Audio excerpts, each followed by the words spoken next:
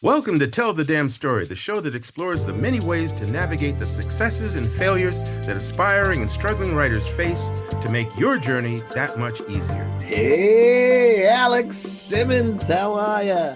Welcome to Tell the Damn Story. What are you Is that doing, where we Alex? are? What's Is this going Tell the on? Damn Story? That's where we are.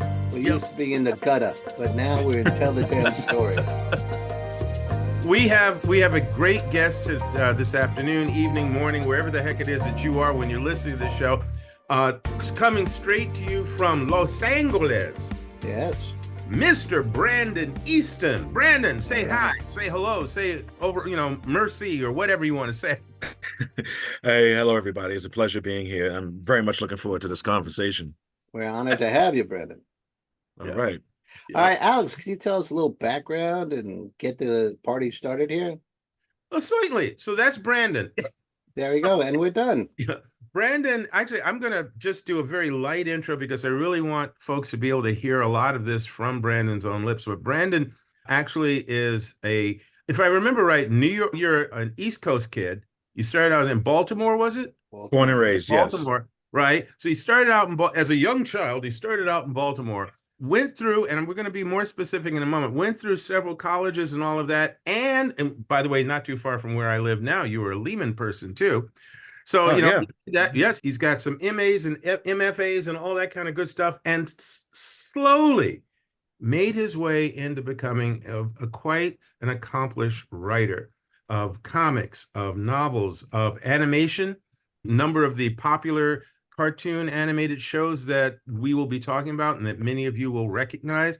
And it's a very broad, exciting, eclectic writing life that this man has had, a very creative life, and has also dealt with some very significant social issues as well. So what I really am looking forward to is a chance of hearing from Brandon, and obviously so that you can benefit from this, hearing how this all began for him, how he made it along this journey, and what he has learned along the way. And if, by the way, folks, you stick around for the ending, Brandon will share some wisdom. Actually, he's got quite a bit of it, but he's going to share a certain amount of wisdom in terms of writing technique that might really help you along, as Chris would like to say, your writing journey. Hang around for the end because Brandon's going to drop some wisdom on us. So let's take it away. I can see you have a question on your lips there, Chris. Baltimore is legendary now from all the different TV shows, whether it's The Wire, Crime, what's it? I forget the other one, but there was like 3 or 4. Life on the Street. Life on the Street. Homicide, Homicide. Yeah. Life. It's got the reputation of a criminally forgotten city, a city that has never gotten its due and hasn't gotten the support that it deserves. And you grew up there. Mm-hmm. So how did that, or was that part of what started you off on your creative journey? How was Baltimore to you? Yeah, the first thing I always have to talk about when I talk about Baltimore is its misrepresentation in popular culture. Mm. The one thing that only apparently Marylanders and Baltimoreans know, there's a significant Black middle class there that is never really shown on television. Never. There's a very large neighborhoods like Woodlawn and like Liberty Road and Randallstown and all parts of the city, Catonsville, all these parts have significant Black working class because a good chunk of the Black community there works for the federal government or the state government. Not only that, there's a massive military presence because of Annapolis, and there's also a long history of longshoremen. And my grandfather and uncles, I had a bunch of other people who worked on the ports. And obviously the ports recently got a lot of attention because of that unfortunate bridge collapse. But I think Baltimore... So you were more middle class? I would say working class. I was admitting we weren't middle class, but I think the point I'm trying to make is that judging Baltimore by its television shows would be akin to judging New York by SVU. Now, obviously, there's sexual assault, but that is not the totality of life in New York City. And I just feel like, and I'm not, I always just like to throw that thing in there about how when I was growing up, it was a very different city. It was before crack cocaine. That was a huge difference. Sure. And it was very similar to, the best way I always describe Baltimore is if you mixed The Sandlot, that old baseball movie, with Boys in the Hood, you have a kind of Boys amalgamation. in the Sandlot. Boys in the Sandlot. Really, it really was a thing where you had kids. We went outside, we played for sun up to sundown. Yeah, It was life. Post crack cocaine, things did change, but I would say that same change happened everywhere. It wasn't just Baltimore. I yeah, think what makes Baltimore unique, and even shows like Homicide and The Wire and The Corner and We Own This City, all the David Simon stuff, right, right. they do show a kind of stratification of black life because you Yeah, have black folk on the street, you've got upper class blacks, and you got the whole kit and caboodle in the middle. And I feel like whenever I do tell a story about Baltimore, and I will tell my story at some point, I'm going to highlight the fact that so much of it was just regular folks living a regular life. And right, then there was this enormous catastrophe and an enormous trauma dropped into the city, but that was the same everywhere. It's yeah, that Baltimore was so unique in how you could frame it because you could frame it in a black context, right, not necessarily needing a white, even though mainly white folks created it, you didn't necessarily need a white lens to right, understand the pain and trauma. They did a really good job in some of these shows of right. showing how across the board it hurt. So Yeah, yeah, it was a great, Baltimore was fantastic, and it's still a great place. It's just that you got yeah, to know where to go, like yeah. anywhere. You know? Alex and I both come from the Bronx. The Bronx's reputation, and it's, Oh, I do. we never felt it was accurately portrayed. It's the same way. But since there's been so much entertainment in Baltimore, I don't know how much money from those shows went back into Baltimore, but I thought we'd talk about it. But in living that working class life, Mhm. did you start finding your way towards the arts, or did that come later? All of the above. It was a thing where my parents were very much into the arts in Hmm. general, especially in the 80s. Baltimore had extreme, and still does, but in the 80s, it was dirt cheap. You had access to every possible kind of artistic vision. You Yeah. had the Baltimore Mm. Art, the Baltimore Museum of Art, you had the Walters Art Gallery, you had the Peabody Institute, still there, all these things. The Yeah. Maryland Science Center, the Aquarium, National Aquarium was built when I was very young. Then the movie theaters, they had the same old kind of movie theaters like you'd Right. find on Grand Concourse and Hmm. up on Fordham Road back in the day Sure. where you had to pull, RKO, baby. yeah, you Yep. pull the string and then the curtain opens up. Mhm. So I grew up in, I am, but I was an only child. I spent a lot of time by myself when I wasn't with my friends, obviously, but I would go to the movies a lot. Yeah. And this is the days when you could go to the movie theater, stay in there all day long. They had a cartoon in the Right. front of it, and then you go see whatever was out. Then by the time I get out, it's 9 o'clock Right. p.m. I spent a lot of time in movies, and this is obviously the early 80s when you had this barrage of original genre material hitting screens year Oh after yeah. year. You guys know exactly what I'm talking about. You could really start that in 75 and then going straight through all the way up to Batman 89. It was just Right. like new stuff every year was something made with Superman, Star Wars, Close Encounters, Alien, Blade Runner, Raiders of the Lost Ark, E.T., Beetlejuice. You can go on and on, just original material, just stuff that Oh you, yeah. amazing Yeah. stuff. So that the cinema bug hit me first. And then my grandfather, who was a World War II vet, he used to watch, and this is back in the day when syndication was king. Like all these classic old shows, whether you're talking about Bonanza or Lone Gunsmoke, Ranger. The Lone Ranger. And my grandfather and me watched the show, and very few people remember. Some people do.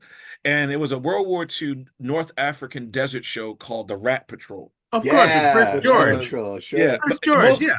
no one, very few people know. And when I say that, some folks get it. You guys are going to get it. So The guy had the hat on the the. hat side, and Yep, like Yeah. right. every Yeah. had the Jeep jumping over the sand Yep. dune. Right. Yeah. Right. Right. And these Um, four guys kept getting wounded, yeah, oh my getting God. healed, and back on the road.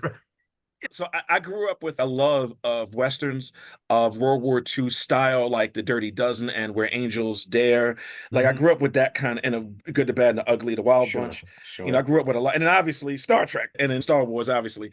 But that's where my interest in storytelling all came from. Like all these genre shows, these classic shows, classic adventures, original material hitting the screens every single summer, Oh every yeah. year for 13, 14 straight years. It was unprecedented. We've not had a creative period like that since. I say Mm. No, no, it 75, went kind of from 75 the to early 89. 70s when Mm, cinema was very experimental and you could get something mm, like Mean Streets or Taxi Driver absolutely. until it just evolved and became from Jaws on, what's the summer blockbuster? And they got Yep. bigger and Bigger and sure. bigger. Yeah. And now, as you were growing, how was the influence of schooling on you? You have any teachers that lit you up or anything like that? Yeah, great question. Yes, I went to Catholic school from first to sixth grade, Okay. and I'd had a very structured but shockingly well balanced Catholic education because we were very science heavy. Oh, cool. And for a Catholic school, very science heavy. Then I went to Baltimore. When I got to high school, I went to Baltimore Polytechnic, which is a magnet. It's like the Bronx science of Baltimore. You got to Mhm. All test right. into it. Okay. Very difficult. Go to their website, bpi.edu. It looks like a college, but it's actually a Mhm. high school. So Right. I went to a math and science, more science-based high school, and that also impacted me. And science fiction spoke to me more because I was heavy into science. So I wanted to know why or how a warp drive worked. And I had quite a Built his own, as a matter of fact. Yes. right. But to answer the question directly, yeah, I had a bunch of teachers, and a lot of my teachers were sci-fi heads, and that Ah, also cool. made a huge impact. When I was in ninth grade, I had an English professor named Mr. Provo. He was very big into literature and very a lot about sci-fi. I had a what was his name? Was it Mr. Grimsley? I think his name was something like that, where he was a big Star Trek fan. So Mhm. this is right when Star Trek: The Next Generation had started. So we Right. would talk about classic Trek, which was in the movies at the time, Right. and we would talk about Next Gen, and we would compare, and we were always angry about season one of Next Sure. Gen, and then so yeah, I was able to have conversations with people who didn't put it down because that was also Mhm. a Right. thing. It was not cool to be a geek until 2011. The Marvel You Cinematic Universe you changed a had a lot. rough time, Oh yeah. yeah. Yeah, we all. It wasn't like I got beat up, but it was like people never had anything positive to say about my hobbies, and All right. I stood up for myself. I was like, I don't care if you like what I like. I don't care who. Yeah. I looked at it that way, but yeah, it was My rough. I definitely paid a social price for being into this stuff, you yeah. know. I tell you, in eighth grade, we had all the guys were crushing on this teacher, Miss Sweeney. Mm, And all you had to say were two words to get her to forget her lesson plan. And those two words were Star Trek. And my eighth grade experience was like, dude, we could talk about all this. High school was Miss Sweeney didn't live in the high school, so it was a right. different. I see what you're talking about. Now you went from Baltimore Hmm. to Ithaca College. Yes. Yeah. Just a climate change, bro. Yes and no. Baltimore gets freezing in the Yeah, wintertime too. yeah. Yeah, Ithaca College, there was a lot of reasons that led, lots of reasons, mainly because my family situation was deteriorating. There was Okay. some severe substance abuse issues at home. Sorry about I that. felt like I needed, and also I was growing to a point where I felt like I needed to see somewhere else. I needed Mhm. to have a different experience. Ithaca, compared to all the other colleges that I had applied to, had the most generous financial aid package. Okay. I didn't necessarily want to go to Ithaca, but Ithaca does have a fantastic communications program, Yeah. fantastic music and theater program, fantastic English department, absolutely Yeah. wonderful. Yeah. At the time, I didn't know. Luckily, I had a couple of friends who went there as up, they were ahead of me, so Right. they helped me ease into it.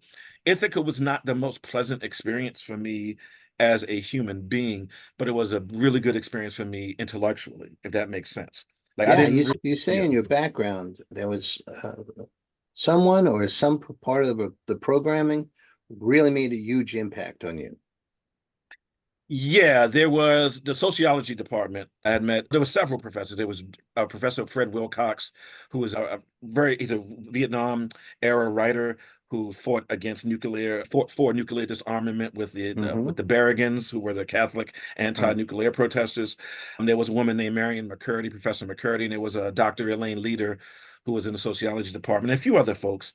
Yeah. And they really took the time to get to know me, and they saw that I was in tremendous pain as a freshman.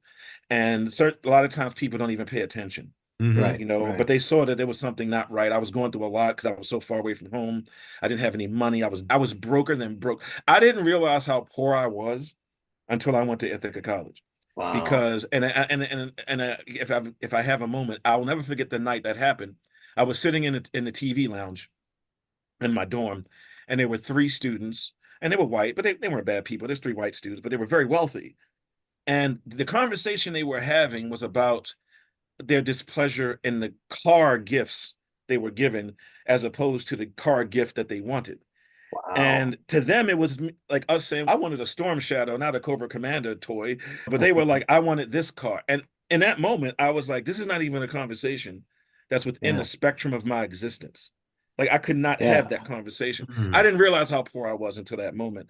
And that Yeah. really changed. It really was it was in a good way. It changed my whole spun my whole world on the axis. It was like Oh yeah. 190 degrees, not even 180. It was like really off. I was The like, the holy the Christ, the casual wealth that you absolutely. walk across, you encounter in college can stun you. My family didn't even own a car. And these Yeah, guys are driving things that I still haven't bought. So yeah, exactly. or they would have, this was still vinyl in those days, and they would have these Mhm, stereo setups in their mhm. dorm. I remember seeing them in Macy's, but I didn't dare Wow, touch them. And this was exactly. like, yeah, this is Yeah. just in the, so I know what you're talking about. But from Ithaca, you went to Boston University, Yep. College of Communication, Hmm. and then you went to Lehman College. So if we could go Ithaca, I think you got a sociology degree, Absolutely. Yes. and Hmm. then Boston, you got your MFA in communications? At BU, yeah, Boston University. Yeah, I thought, How was that experience? You just kept going further north, man. yeah, there's actually a reason. No, I thought I was going to be getting married, and Ah, I moved to Boston to be with her. And while living in Boston, it's incidentally led to the beginning of my writing career because it's actually going to all come full circle in a second. While living in Boston, before I attended BU, I was working in town, odd jobs. I actually had gotten some freelance journalism jobs, Mhm. and okay. I started working in Harvard Square at an animation store called Anime Crash. And from that store, I met a slew of comic book artists and aspiring and professional because people were starting to use that style, like people like Joe Madureira, who came, but then there was a guy named Scotty Young, Ed Mhm. McGuinness, all these other people. And then there's a guy that I think Alex knows is Rob Stoll, Yep, um, Rob. Yeah, Rob who I'd Stahl. met Yeah. during that period of time. I met a lot of comic book folk. That's when I started to realize the high bar of entry for a black male to break into comics as a writer. But that's getting ahead. I was at BU. I got accepted to the MFA, graduated 2001. And after September 11th happened, unfortunately, the economy, particularly in Boston, bottomed out. Wow. Strangely enough, I moved to New York City, and the economy in New York City, despite September 11th, was still better than Boston. It was Wow. weird. While in, yeah, it was weird. It's really strange. I mean, and a lot of my Boston friends moved to New York City after September 11th because Boston was not an attractive destination, not attractive place to live anymore financially. Wow. I While in New York City, I tried to get some writing jobs, got a couple of, but it wasn't enough to live off of. So I entered the New York City teaching fellowship. Mhm. And it was basically an alternative certification program to become a New York City public school teacher. And they would partner you with a college. And that's how I ended up at CUNY Lehman in the Bronx, which is right next to Bronx Science, Right. which is all, Yep. again, there's a weird connection there. And I lived in the Bronx for a few years. I lived right behind the courthouse off of Walton for a little Sure. while, right behind Yankee Stadium, Around actually. Yeah, yeah. 161st 161. Street. Yeah. Exactly, right off the Yeah. river. Yeah, I lived Uh-huh. right over there. And then after that, I moved up to Pelham Parkway, right off of Pelham Sure. and Allerton. Hmm. And I was over there by the Botanical Gardens. I live right Right. behind the You went Botanical Right. Gardens. northeast.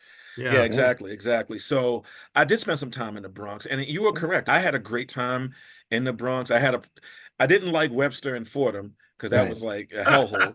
But beyond Crotone, 170, once you got past 171 going north on Grand Concourse, things got a little bit crazy. And I used to actually teach in that area, so it was wild. But anyway, so Where did you teach, by the way? I taught at middle school 391, which was like 182nd in Webster, and which was hellhole. I hate to say it, but it I sucked. went through the You know. same program and wound up at Oh wow. 142 Sousa, Oh wow. which That's was crazy. by the Eden Wall projects, and Wow. across the street from my old high school, which was weird. Yeah. So yeah. And then I taught at Thurgood Marshall Academy over in Harlem on Oh, Yep. 135th in very Lenox, cool. and I They was there. moved. They moved. Did they really? I didn't know Yeah. that. Yeah. Yep. Oh crap. Oh, Where are they okay. now? I forget the exact address, but they Okay. moved from 135th because they used to be right off the A line. You Right. came up right out of the subway, right out Mhm. there. So now they've Mhm. shifted, but that's okay. We'll get to that. Yeah. Oh yeah. Mhm. Okay. So then I was so after so that puts us around 2008. And so that's when I made the decision to leave teaching and come out to LA to try to break into Hollywood because I think I was 34. I was 34 at the time, I believe. Yeah, I was Mhm. 34. And I was figuring out that I only had a limited time, especially the way Okay. Hollywood is, Sure. to make a move. in between all this, I broke into the comic book industry with Dream Wave, which was Pat Lee's company.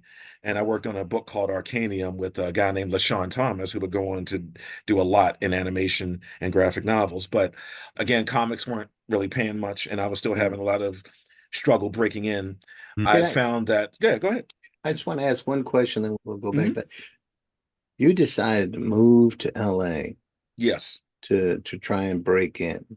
Hmm. So many creatives have such a hard time giving themselves permission Mm. to say, yeah, I'm gonna go for it. I'm gonna try it. How did you get there? What was your thinking, and what would you say about that? Great question. Oh man, I do. There were several things that happened all at once. It was a Mhm. confluence, what they say, the confluence of events. Sure. I had reached a point in the educational system where, as you went through the program too, I was very tired of the New York City public school system. I was very tired of Mayor Bloomberg and Randy Weingarten's messing it all up. And Randy Weingarten was the head of the teachers union at the time, but she Mhm. wasn't, I don't think she was doing a good job protecting teachers at all. Mm. And Bloomberg, his mission at the time seemed to be to deconstruct the New York City Department of Education as much as he could. I got tired of there not being accountability for student negative behavior. I got tired of principals mistreating teachers and letting kids get away with anything they could get away with. Parents were awful. I'm just going to be honest. The parents sucked. A lot of people complain about the system. It starts at home. If your Yeah, though. parents ain't doing the right thing, I'm sorry. If you got more video games than encyclopedias in your house, you got a problem. I'm sorry. I Mhm. feel that way. You know, Mm. because I grew up. There were some so-called ghetto hood people in Baltimore cracked out. They still had encyclopedias in their house. Right. I don't think it's an excuse. Anyway, so I got tired of that. That was one thing. I also felt like my original dream was to be a screenwriter and a director. And I had given that up to try to build a life with someone, a Sure. woman in Boston, and that didn't work out. So when that all fallen apart, I felt I don't really have like the need to be here as much as I used to have to need to be on the East Coast, right? And the third thing was, and this is almost like silly, but after the original Michael Bay Transformers movie had come out, Right. I'm a huge Transformers fan. I went to school the next Monday after the opening weekend, so excited that it had broken so many records, Right. and no one had cared. And it was just like Yeah. I was talking. No one cared about cinema. Nobody cared about nothing. I just felt like, why am I? I'm not around the people I need to be around. Mm. Okay. Sure. So I added it all up. I made a really tough. It was a tough. It was not. In retrospect, yeah, I could look at it and be like, oh yeah, I made it. But that the summer of 2008, those 90 days were each of those 90 days was an agonizing self-reflection about whether or not I could do it. And I did it. Right. Sure. But it was not an easy decision, trust me. So the Well, follow-up on, I got to jump go in ahead. here for a moment here Mhm. because you said a couple of really profound things. One of them in particular was you had given up on your dream to become a writer and put that to the side to try and establish a life with someone. And I'm not going to focus on the relationship thing, but I want to Mhm. focus back on you hadn't mentioned you had a dream of becoming a writer. Oh, So yes. at what point in that remarkable existence that you've already shared with us did something in you say, yeah, I want to be a writer. I want to do this, or I want to be a screenwriter? I I would go back to the movies, going to the movies as a kid. I would say that I'm trying to remember which movie it was, and I can't remember because I'm getting old now. But it wasn't. It You might have can't been use Little that as Shop. an excuse. I'm sorry. Well, that's I'm sorry. Look who you're talking to. talking to. Yeah, really. Fair point. Very fair point. I concede. No, it may have been Little Shop of Horrors, Okay. the 86 version, or it might have been something that there was a movie I walked out of, and the movie didn't end for me. I kept writing what would happen next. And I think in that moment, I had realized this is something I wanted to do. And it was probably 86 or 87. And then in 1990, when I was in high school, I had written like a few chapters of an alien invasion story of Wow. Earth, and it was handwritten.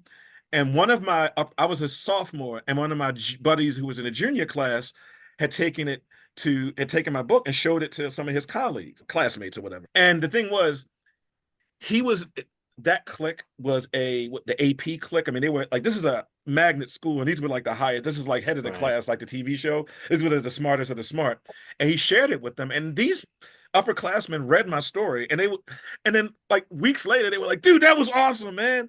Like, when are you going to finish?" And I'm like, "What? You read this? When did you read it?" I ran into a couple of them. They were on a date at a movie theater, and I'm walking out of a movie. They're walking out of the other one, and they were like, "Yo, you wrote that story?" And I'm like, "Yeah." Wow. And my friend, his name was Will. He was the one who passed it around. I was like, "Dude, I didn't give you permission to do that. What are you doing, man?" But so I think around between 86 and 90 was So when I you had made the decision to be a writer. so you got your first advanced man in 85. And 90, yeah, 19, It yeah. it only takes that one, you Mhm. know. The eighth grade teacher I said that we were all crushing on. She took some cartoons of mine and put it on Wow. and that first she had my heart for the rest of our existence. But secondly, I was like, then maybe I can. And it only takes that one. That's I, really cool. I've got two Uh, things here. Two things. One, it's funny. I think we all have that. I want to ask quickly, Chris, what movie or book helped you or made you or at some point lit your fire? The Outsiders, as he hinted. Ooh, nice.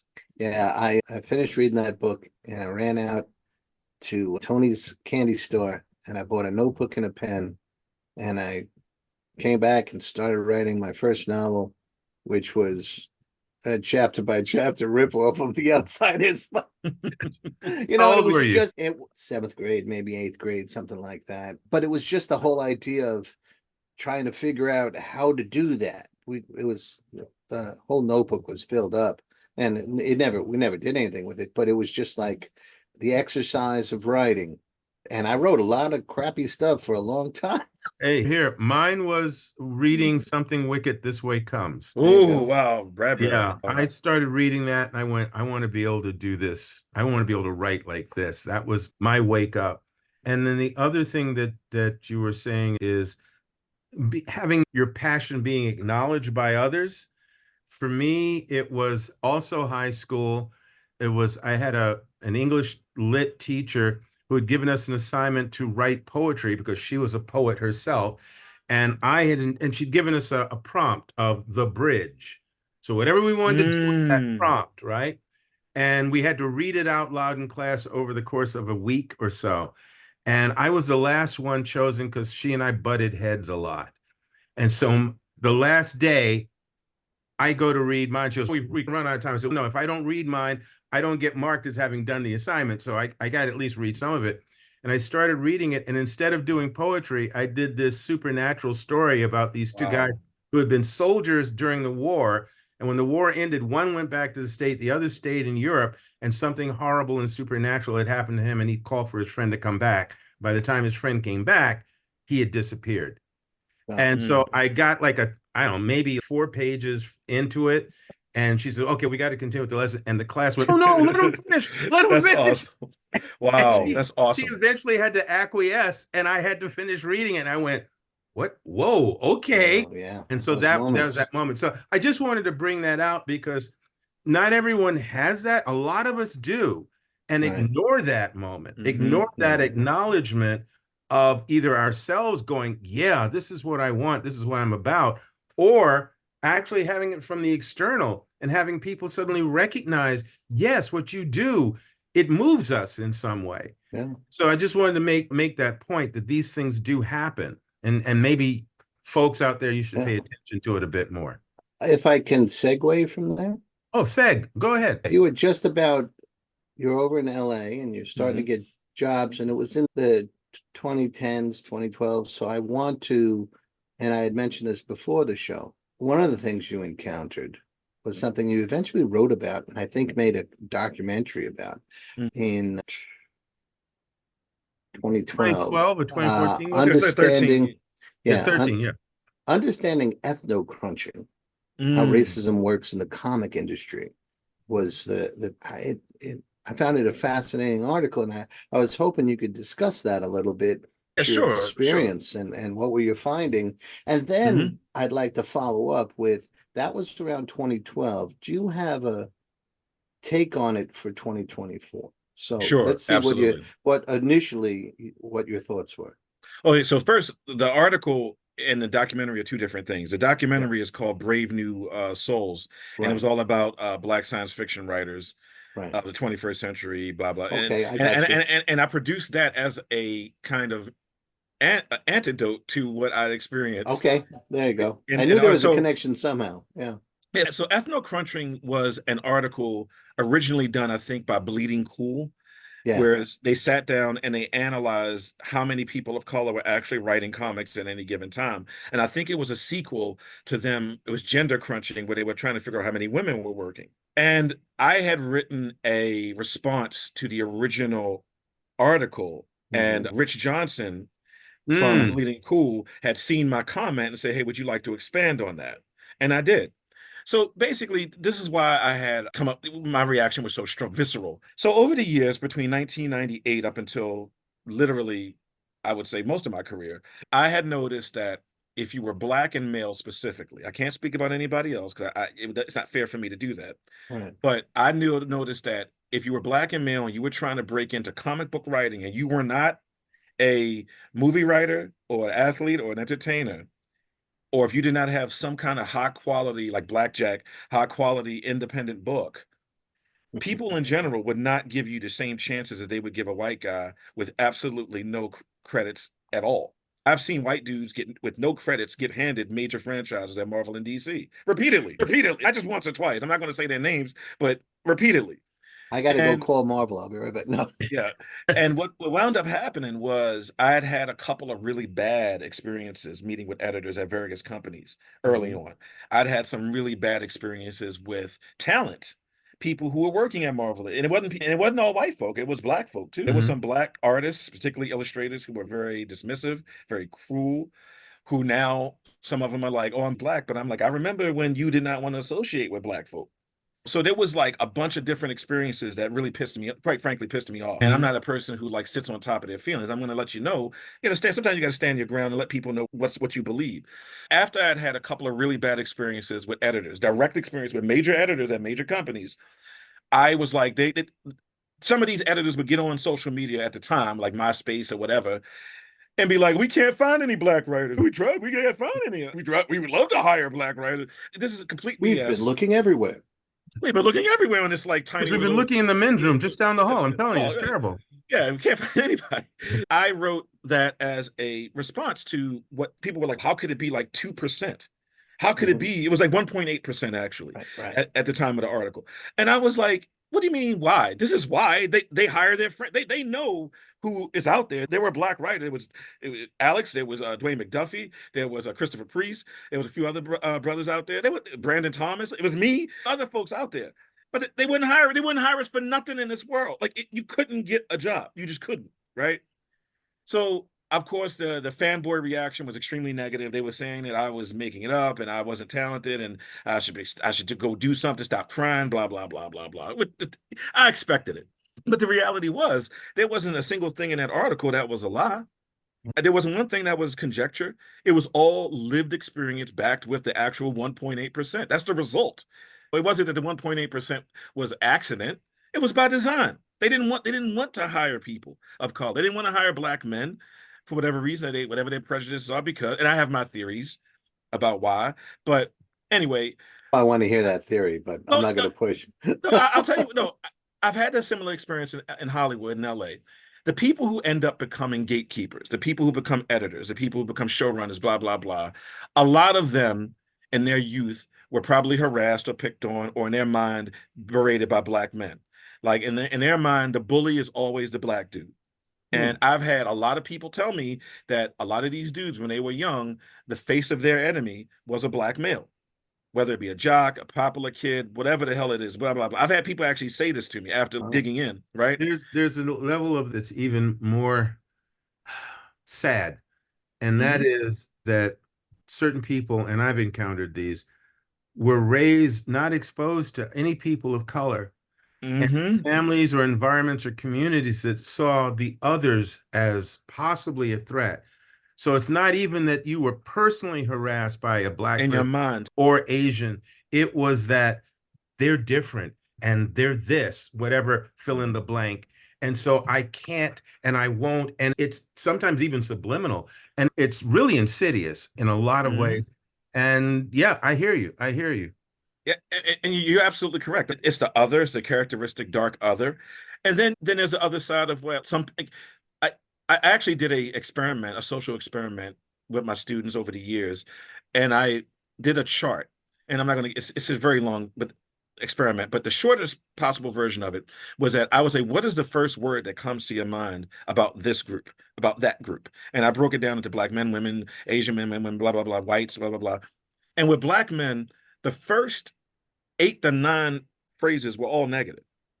And it took a long time before we got to something like positive, which is strong or something like that. But nowhere on that list was intellectual. Like Asian guys, I think was like the first thing you think of Asian guys, it was like smart. And I wish I had recorded it because God, I think we could still do that experiment now. So I feel like also in the popular imagination, like people consider writing, in my mind, an intellectual craft, an intellectual art.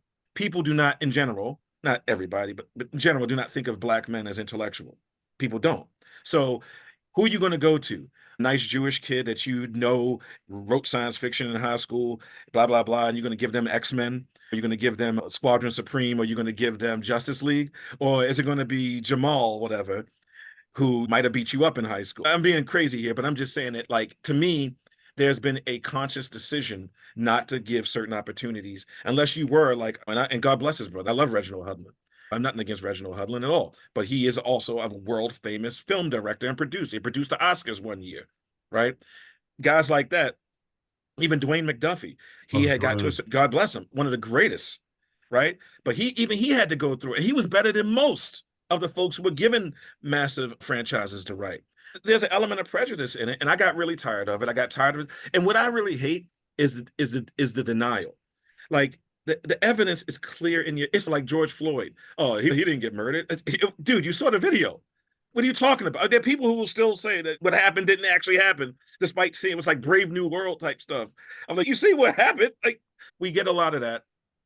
And so I decided to make a documentary that would answer the question, where are these people at? Like, since you can't find them. And unfortunately, I had very little money. I produced it, I shot it, I recorded it myself. Luckily, I was working with Lion Forge Comics at the time, and they were paying for me because I was working for them to go to St. Louis and different places, different conventions. And during that period is when I shot Brave New Souls. Hmm. And I put it together and put it out there. And I just wanted folks to see, also for Black consumers and all consumers, to see, look at us. We exist. We're here. Stop saying you can't find us. Now you have the list, or a partial list. You've got a list. This is a good place to start. Go down the same rabbit hole you go down to support all these other people. You can go down the rabbit hole for us. And I felt like that was it. That was a solution. And that's pretty much my take on all of that. And you feel like 2024, pretty much the same deal. I think crowdfunding has made a huge difference. Thank God. Mhm. Crowdfunding has been a great equalizer, so to speak, like literally, not even just figuratively. It's been a great equalizer because people are being able to go straight to their potential fan base and get them to pay for the product, right? There has been it's not like the wall in Game of Thrones anymore, but it's been a crack in it. You have had people like myself and Brandon Thomas, Jeffrey Thorne, trying to think who else, Jamal Igle. God, there's so many other young brothers and sisters too who've gotten in to Mhm. write comic books that wouldn't have ever gotten those opportunities back when I was breaking in. So there has been a kind of, the door's been opened a little bit because you had people at Dark Horse, you've had people at IDW, at Boom, at a lot of the other independents, Aspen, whatever. I've gotten work at Titan. And I've worked with a lot of indies who normally would have never given me the chance. But I also had a career in TV that kind of helped me get back into comics. Because there was a point where I wasn't working in comics at all. Then after I worked in Marvel's Agent Carter, a TV show, that was on ABC. Now it's on Disney Plus. Uh, once I said that, it made things a lot easier. And it still has not been easy because the sales aren't always there. But I still think it's an issue where if you don't have the same amount of credits in movies and TV, if you're Black, specifically if you're African American, male or woman, people are still a little bit skeptical that you can pull it off. They're a little bit skeptical. And now the really sad thing is that like when a black writer gets on a book, the sales sometimes conspicuously go down. And I don't know if people are bootlegging it, which people do, but it seems like when they know it's, and Dwayne McDuffie would say this too, when they know it's a black writer on a book, things get real weird. And it seems to me that every time a black writer, no matter how good their work is, the sales go down, and that gives these companies justification enough not to bring them back, because realistically, it is sales driven. So if I had sold a lot when I did Mr. Miracle, maybe I'd be doing more Mr. Miracle. But the year that my Mr. Miracle came out, that was the lowest selling book, I think, of 2019 of all DC Comics. And people knew it was a black story. They knew it was a black story. They knew who was writing it. The art was beautiful, but folks made a choice, a conscious decision not to support it. So that happens too. So there is a justification that low sales sometimes connect with black writers, and then you don't get that second or third or fourth opportunity. I want to ask a question here, and I know Chris probably has 1,000 too, but everything that you've said, it to use a pop culture reference, one of my favorite scenes in game is Captain America facing off against all of Thanos's army. Right? Yeah, great. You know, and everything that you've just said, you slash the black artist in the Captain America position. Where do you pull from to have that same moment of bring it? Right. Or I'm not quitting. You're going to have to go over me. I'm not stopping. Where does that come from for you? Because you haven't stopped, and you've got what, 6 different animated shows under your belt, countless comic books, not to mention a number of other projects we haven't got time to go through. What fuels you? I think a sense that that's a fantastic question, man. And I'm trying to figure out in the time we have. I would say okay. We can bring you back. Absolutely. Kirk said something in Star Trek II, The Wrath of Khan, which I don't believe in a no-win scenario. Right. And I'll never forget that line. And Stan Lee wrote something in that Silver Surfer story he wrote in the late 80s, early 90s that Mobius drew. It was the one with, and as the line goes, it says, "In failure, there's no disgrace, only in the cowardice of not having tried." And between those two quotes, that's my frame, that's my intestinal fortitude. I don't believe in quitting.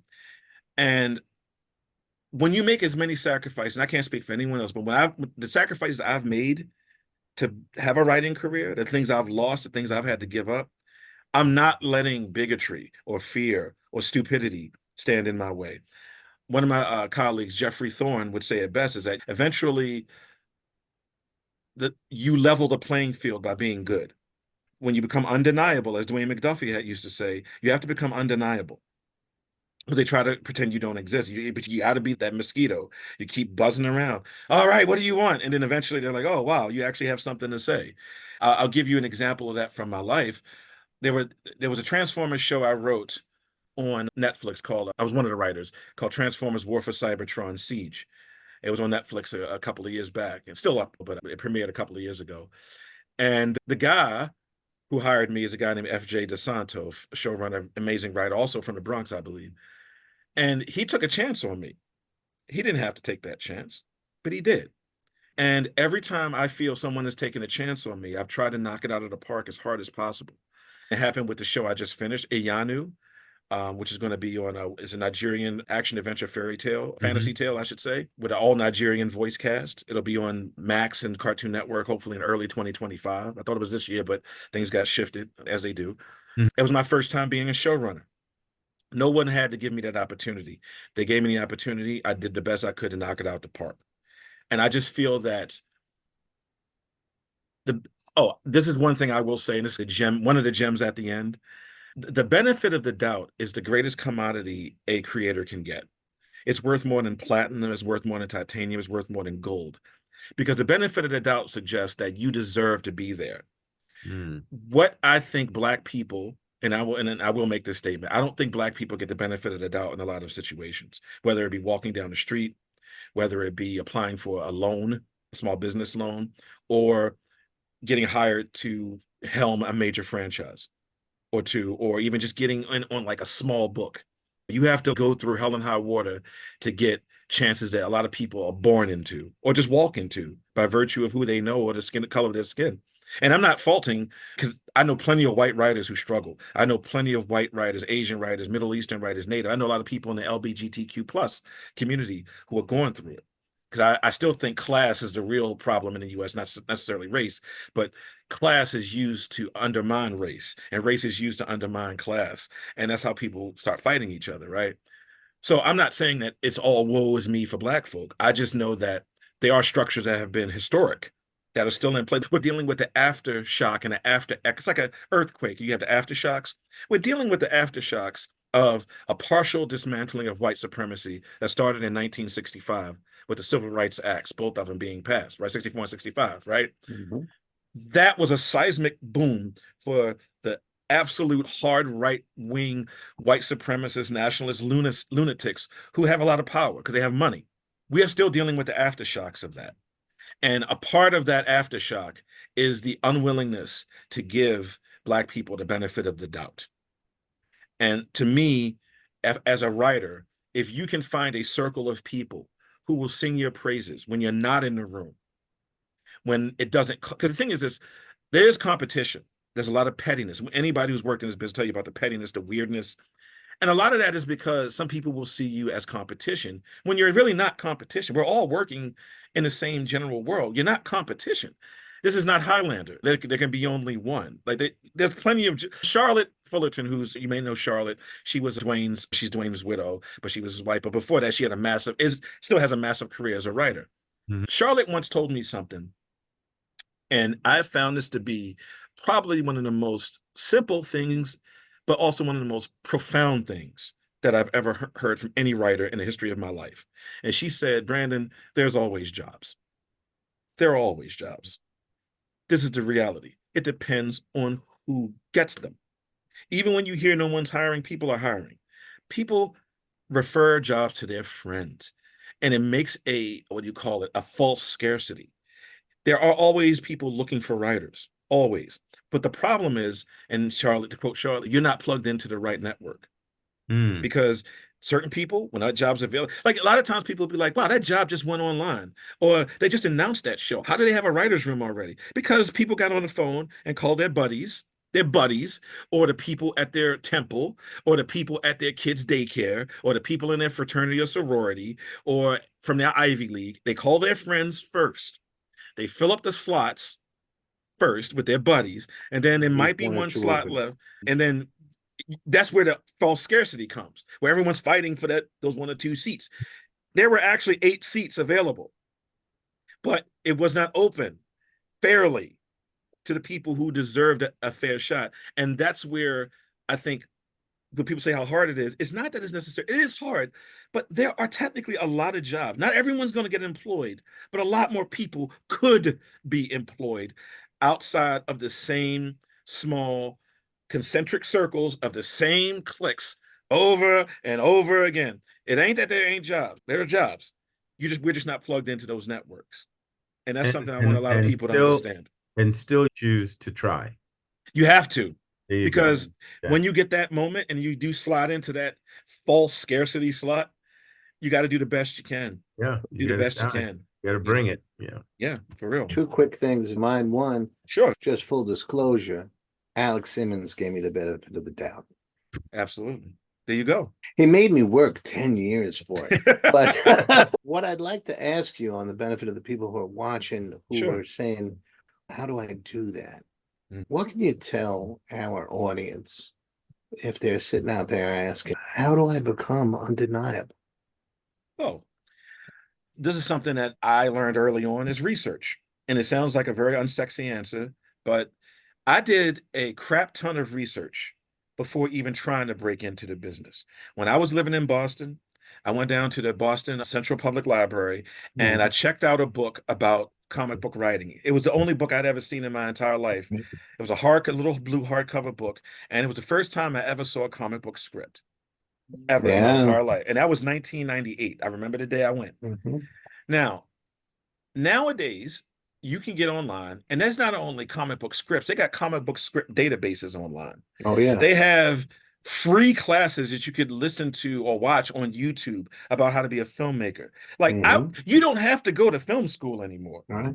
You really don't. You can learn everything you need to learn online, or you could pay for like a master class for $200 and Right. listen to what Scorsese and Yeah. Spielberg and Ava DuVernay and Shonda Rhimes has to say. Masterclass.com. Go, Yep. right? Yeah, you Yep. know, Swear by that.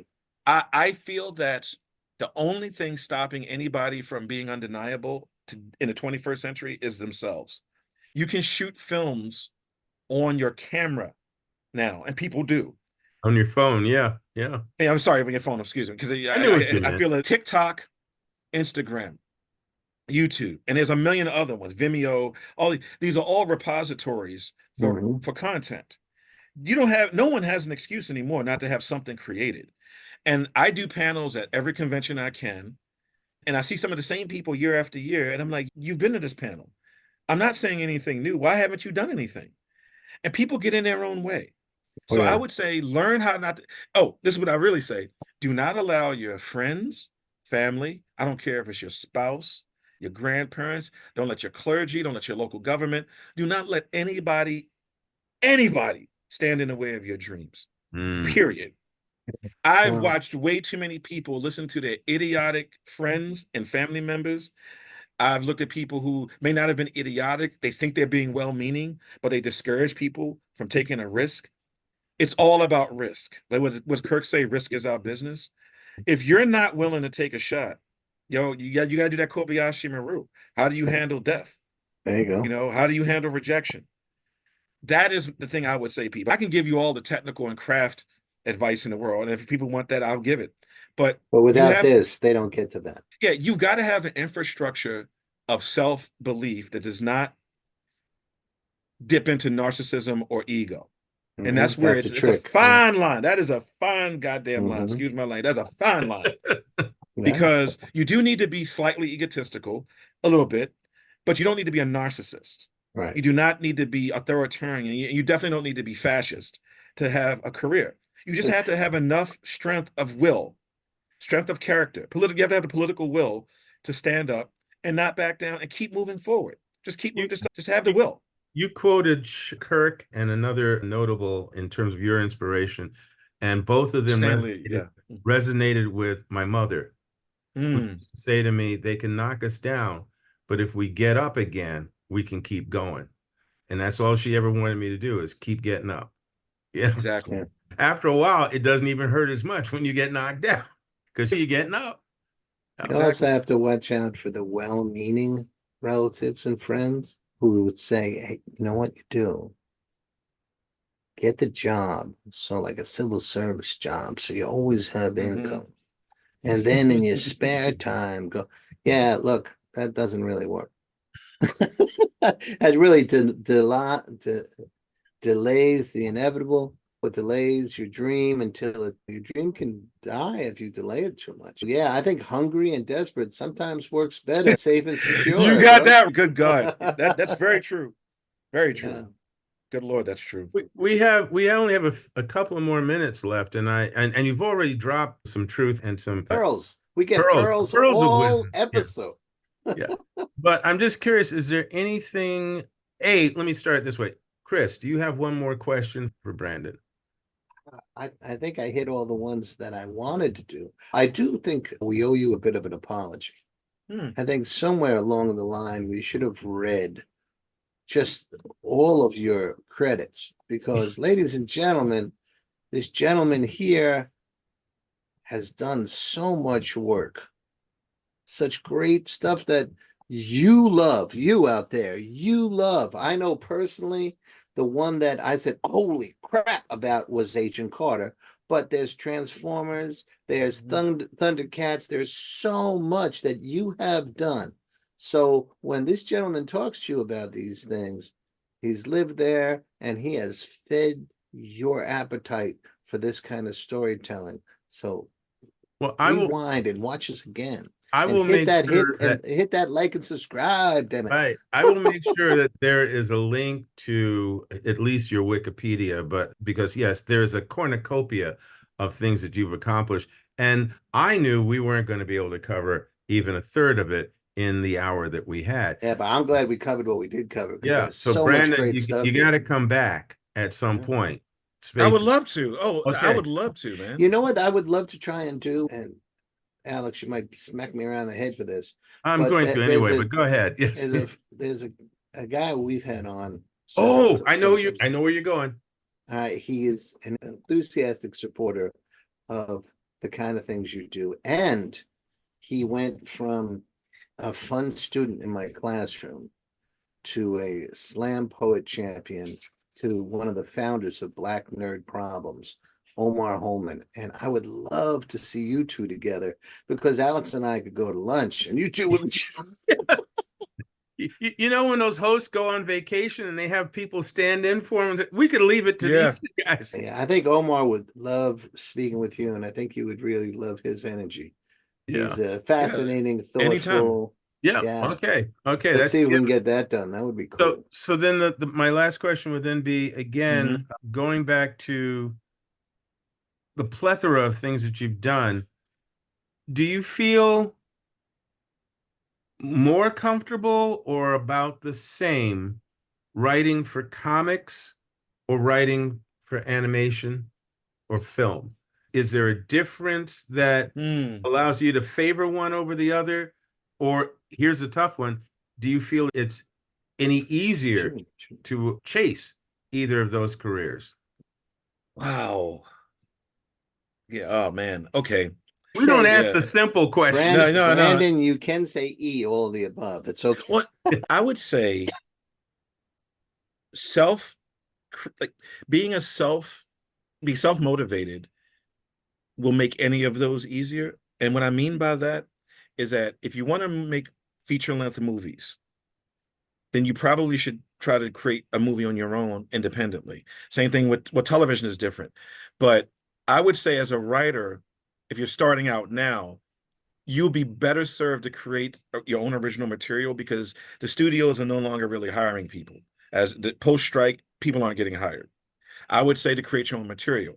In terms of ease to break in, up until very recently, animation writing, out of all of it, was the quote unquote easier to break into because there are so many productions and a lot of people don't want to write animation because it's a dead end long term because you don't get residuals or anything like that.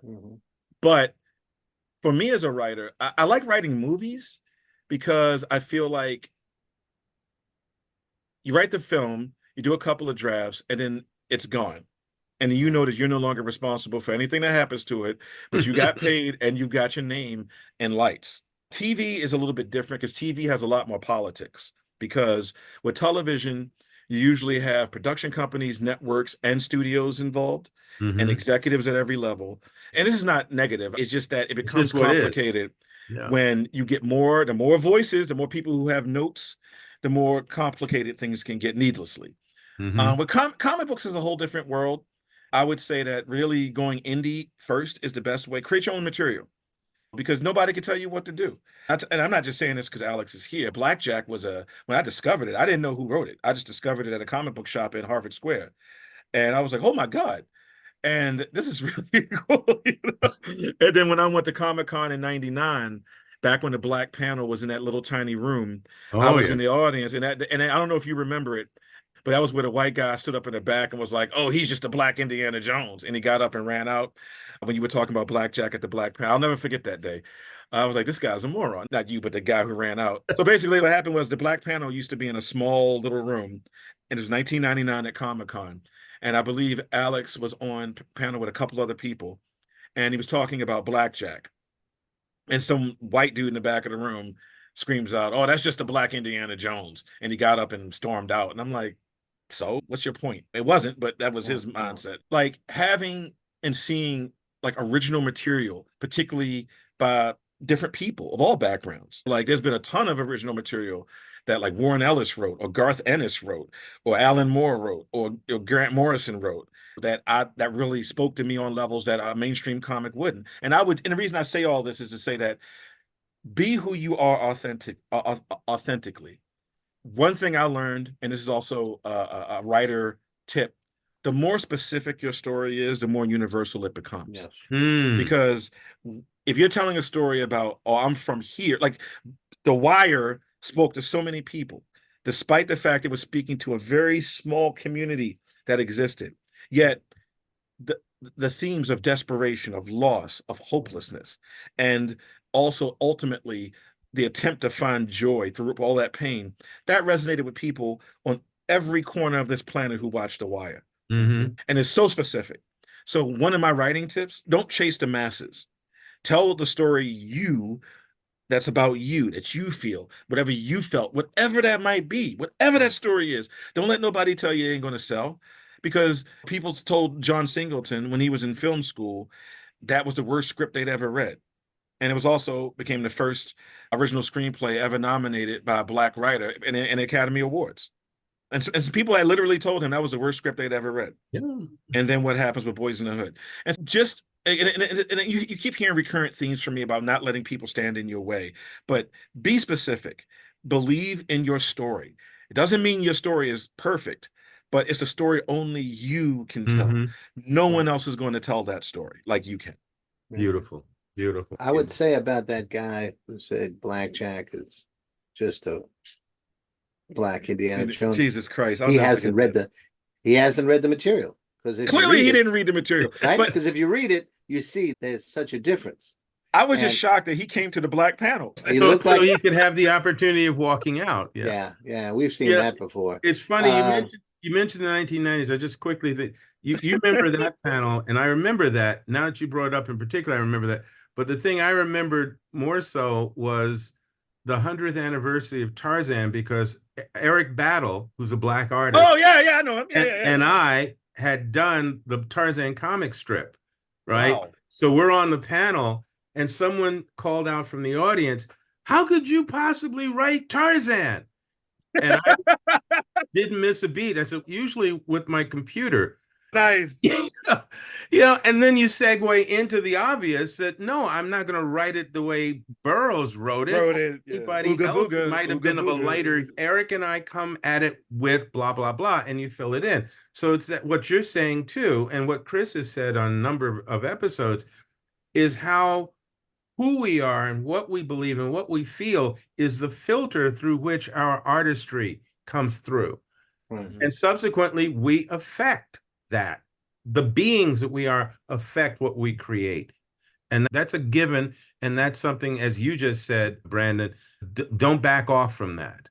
Yeah. Tell your stories. And all the names you dropped in this episode, Brandon, as examples or this and that, every single one of them backs up your idea of being authentically you, because every one of them, whether it's Singleton or Stanley, that was the key to their success, is that they put themselves so entirely in the work.